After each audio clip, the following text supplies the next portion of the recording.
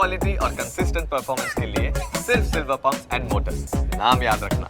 રાજકોટમાં આવી પરંપરાના પાલનમાં કોઈ જ ઓટ આવી નથી.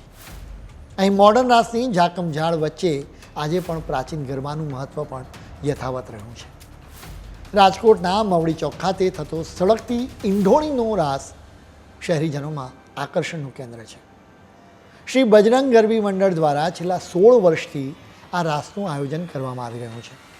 અહીં હજારોની સંખ્યામાં ભાવિકો માની આરાધનામાં લીન બનીને ગરબે ઘૂમતી બાળકીઓને નિહાળવા આવે છે.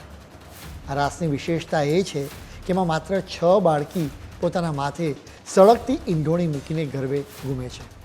એ સમયે આ બાળકીઓમાં જાણે કે મા દુર્ગાની પ્રચંડ શક્તિ સમાઈ હોય એવા દ્રશ્યો જોવા મળે. થોડા સમય માટે પણ આગના સંપર્કમાં રહેવામાં આવે તો વ્યક્તિ ડરી જાય. જ્યારે આ ગરબી મંડળની બાળકીઓ સતત 20 મિનિટ સુધી આગને પોતાના મસ્તિષ્ક પર ધારણ કરે છે. એ જોઈને માના ચરણોમાં આપોઆપ નતમસ્તક થવાનું મન થાય. કારણ કે ભક્તિની શક્તિ વિના અને માના આશીર્વાદ વગર આવો મુશ્કેલ રાસ રમવો સરળ નથી.